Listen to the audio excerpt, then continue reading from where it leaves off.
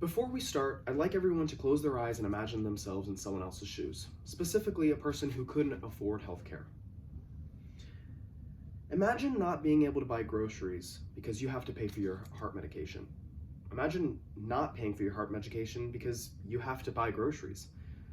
Imagine not going to the doctor's office because if you do, you're going to be overflown with a bunch of medical bills. This is what Americans do every single day because America views healthcare as a privilege and not a right. Healthcare is a right, and everyone, no matter their wealth or status, should have the right to live.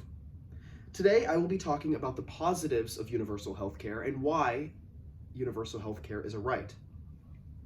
I will touch on main points that being poor is a death sentence, people deserve to live, and the fact that you shouldn't have to make the decision between living and affording basic necessities. Being poor in this country is in fact a death sentence. According to a 2010 study at Harvard University, 45,000 Americans died because they did not get the medical treatment they should have. Healthcare is capitalized on in the United States, forcing people off their insurance and susceptible into astronomical amounts of medical bills if hurt without insurance. Also, according to a 2015 survey by NCHS researchers Robert A. Cohen and Maria A. Villanova, found that about 8% of adult Americans don't take their medicine as prescribed because they cannot afford it. Thousands of people are left with no choice but to opt out of taking their medicine prescriptions simply because it's too expensive. They can't afford it. Sometimes people can't even afford health care, and because of this, nearly 40,000 people die in the USA each year because they lack good care through a quality healthcare provider. According to a 2016 news article, Senator Bernie Sanders, and previous presidential candidate, reported that people who graduate from college can live up to 5 years longer than people who don't even finish high school. The plain fact that a person is able to extend their life up to 5 years just proves that wealthier people in this country get to live longer than people who are not. Let me ask you a question. Is that right? Poverty in the United States can lead to death from not being able to afford health care. However, universal health care and a convincement that all humans have the right to life could potentially save lives. People deserve to live, point blank, period. No argument about that. However, when it comes to the belief that health care is a human right, the US is one of 3 countries that do not hold this belief. Ironically, the right to health care originated in the USA. It was actually drafted into the Second Bill of Rights, drafted by former FDR, President of the United States. However, FDR's death kept these rights from being implemented, but Eleanor Roosevelt, his wife, took it to the United Nations, where it was adopted as the international standards. The international standards, remember that. This was all according to a 2018 article about the history of universal healthcare. This idea isn't forward, it's the international standards.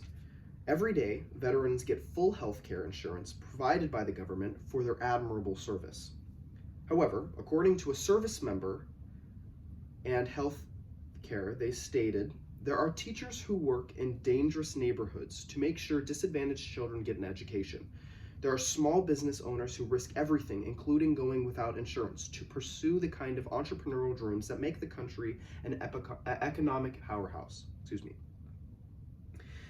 He also states, it makes little to no sense to me that my service should entitle me to any more or less medical care from my government than any other citizen receives.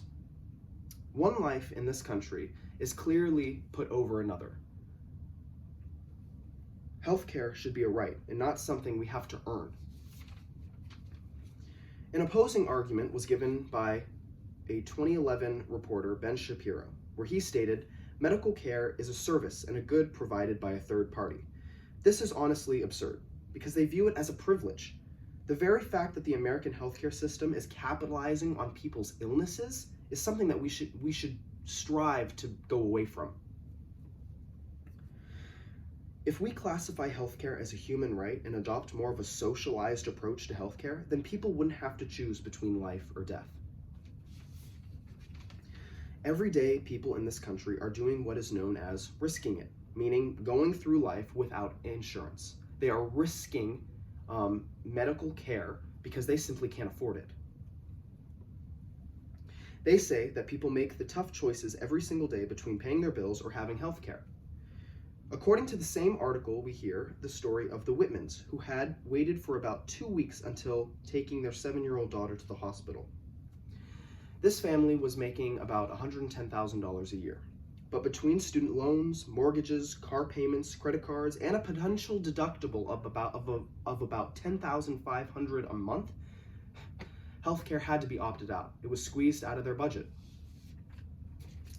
Another personal story comes from a woman named Tara Sullivan, who is 60 years old and without health insurance. She had a flu which developed into a pneumonia, so she was paying out of pocket for prescriptions that were exactly priced. Her yearly income of $28,000 was giving her a take-home pay for about $1,800. Some health insurance is $1,700 to $1,800 a month. She was just taking about $1,800 a month back home with her. The American HCS leaves people with a choice between life and death, but it doesn't need to be like this anymore. The healthcare system makes people choose between living or even just buying basic necessities. Viewing healthcare as a right would open so many possibilities, such as universal healthcare. Today, I spoke about how poverty leads to death in America, that healthcare is a human right and not a privilege, and the actual decision of life and death.